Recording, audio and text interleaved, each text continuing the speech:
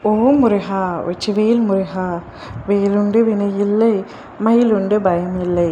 என் அன்பு தங்கமே, உன் அப்பா நான் உன்னிடம் சற்று நேரம் தனியாக பேச வேண்டும் என்று வந்துள்ளேன்.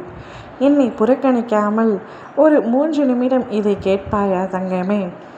வழிகள் எல்லாம் உனக்கு மறுத்து போனது போல ஆகிவிட்டது.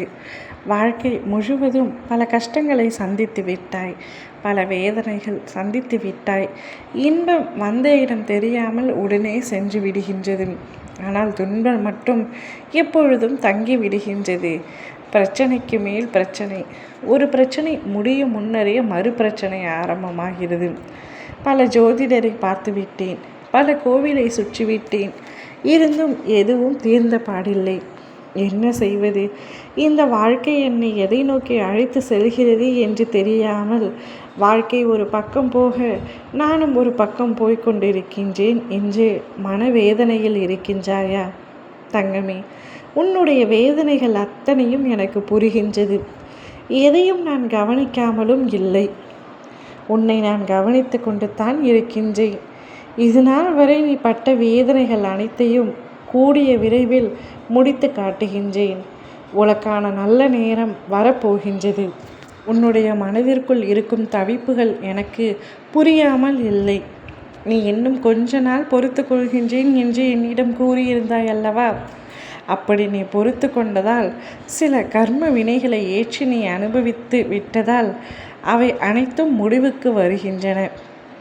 இன்னும் சில நாட்களில் உனக்காக நான் யாரிடம் பேச வேண்டுமோ அவரிடம் பேசுவேன்.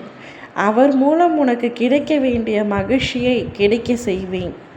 உன் வினை தீர சில நாட்கள் இருந்தாலும் என் பணி அதன் முன்பே ஆரம்பித்துவிடும். நான் உனக்காக அதை செய்ய ஆரம்பித்து விட்டேன். மகிழ்ச்சியாக நீயும் மகிழ்ச்சியாக இரு தங்கமே. நீ எந்த விஷயம் நடக்க வேண்டும் என்று ஆசைப்படுகின்றாயோ அந்த விஷயம் நடக்கப் போகின்றது. எப்பொழுதும் கஷ்டம் என்று நினைக்காதே. நீ பெரும்பாலும் எதை பற்றி பேசுகின்றாயோ அல்லது கற்பனை செய்கின்றாயோ அதுவே உன் வாழ்வில் நிகழ்கின்றது. கற்பனையான துன்பங்களை நீ தீவிரமாக நினைத்தால் அதுவே வாழ்வில் நடக்கின்றது.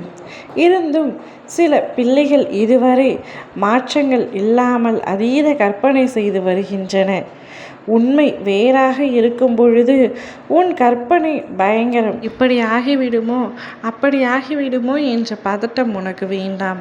உனக்கு உண்மையான உறவாக நான் இருக்கின்றேன். கற்பனையாக ஏதோ ஒன்று இழந்து விடுவோம் என்ற அச்சம் வேண்டாம். நன்றாக ஒன்றாக வாழ்வாய் தங்கமே. நிச்சயமாக உனக்கென்ற காலம் வரும். தொட்ட இடத்திலெல்லாம் தோல்வி என்று இதுவரை கலங்கினாய் அல்லவா? இனி நீ செல்லும் இடமெல்லாம் சிறப்பு வாய்ந்த வெற்றி பெறுவாய். ஓம் முருகா வெற்றிவேல் முருகா.